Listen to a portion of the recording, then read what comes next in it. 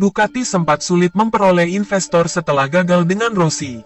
Akhirnya Ducati berhasil kembali menjadi juara MotoGP setelah 15 tahun lamanya puasa gelar. Namun begitu secara umum titik balik mereka itu ada di sekitar tahun 2013 ketika sosok Gigi Dalicna berhasil ditarik dari Aprilia ke Ducati. Dan mengenai ini Sporting Director Ducati Corse, Paolo Ciabatti kepada Autosport mencoba menceritakan kembali seperti apa keadaan Ducati ketika selesai berkolaborasi dengan tutor dari pembalap yang berhasil juara dunia bersama mereka saat ini Valentino Rossi. Paolo menceritakan bagaimana beratnya beban yang dipanggul Ducati kala itu. Bagi saya pribadi ketika datang ke Ducati pada 2013, beberapa bulan setelah Audi mengakuisisi perusahaan dari pemilik sebelumnya Investindustrial, ada beberapa perubahan. Perubahan utama adalah Filippo Preziosi memutuskan untuk pergi setelah 2 tahun yang sulit dengan harapan besar pada kemitraan Valentino, Ducati yang tidak membawa hasil yang mereka harapkan.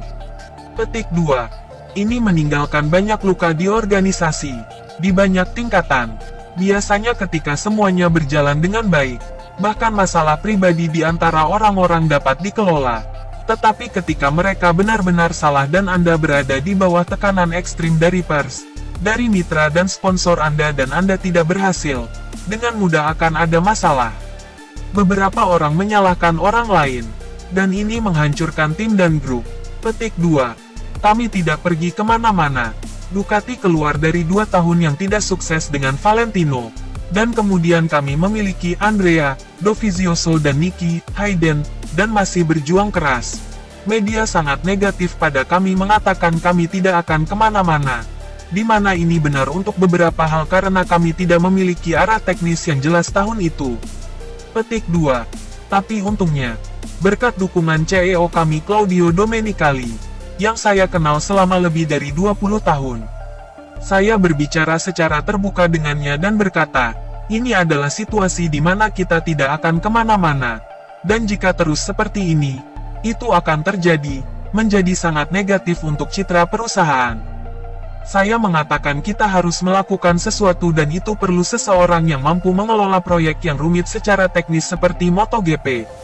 Dan dia, Domenicali, berhasil meyakinkan Gigi untuk meninggalkan Aprilia dan sejak itu segalanya menjadi jauh lebih baik. Itu juga sulit karena Ducati tidak sebesar Jepang. Jadi kami harus mengandalkan sponsor dan kemitraan. Petik 2. Dan pada saat itu sangat sulit untuk menemukan orang yang ingin berinvestasi di Ducati. Karena sosok Valentino mereka investor, sangat siap mendukung untuk mendapatkan liputan terbaik. Namun kami tidak berhasil, dan juga sulit untuk membangun kembali kredibilitas ini dan Anda hanya dapat membangunnya dari hasil. Anda bisa berjanji.